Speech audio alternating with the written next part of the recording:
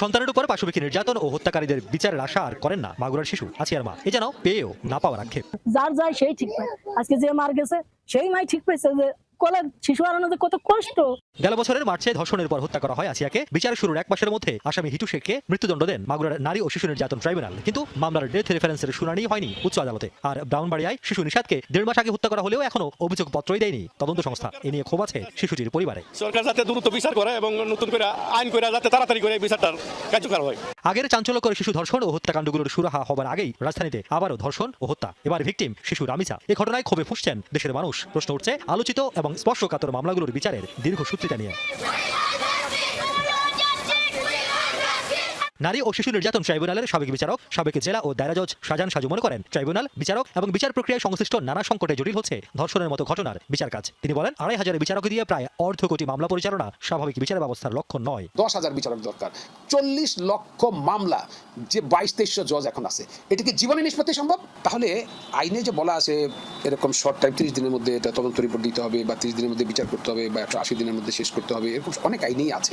এই যে বাধ্যবাধকতা দেওয়া হয়, কিন্তু এটা যদি আমি না করতে পারি তাহলে কি হবে, এটা কিন্তু আইনে বলা থাকে না। নিম্ন আদালতে বা ট্রাইব্যুনালের রায়ের পর উচ্চ আদালতে কেন বছরের পর বছর আটকে থাকে বিচার কাজ? আইনজীবীরা বলছেন, উচ্চ আদালতেও বিচারপতি সংকট, অথচ মামলা 6 লাখের বেশি।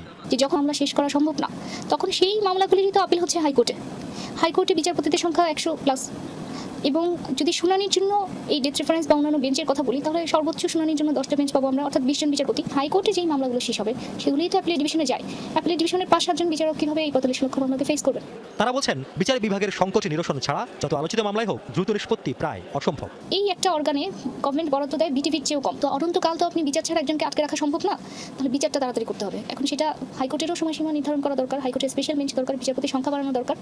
আর এগুলো তো স্বয়ংক্রিয়ভাবে স্বয়ংক্রিয়ভাবে এটা হয়ে যায় না, নিয়োগটা এটা সরকারকেই দিতে হবে। সমাধানের জন্য এই নারী শিশু নির্যাতন ট্রাইব্যুনাল 99 আছে, আরও এটাতে 500 জজ বাড়াই দিচ্ছে প্রত্যেক জেলায় জেলায়। আমার তো চিন্তা করতে হবে আমার জনসংখ্যাটা কত, ডিসপিউটের সংখ্যাটা কত, মামলার সংখ্যাটা কত। পুলিশের সংখ্যা যতই বলে অনেক বেড়েছে, কিন্তু আমি মনে করি পুলিশের সংখ্যা আরো বৃদ্ধি করা দরকার।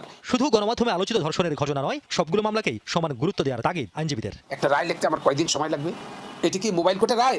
গাড়ি এই পার্কিং করছো, মামলা হইলো, 5,000 টাকা জরিমানা, শেষ।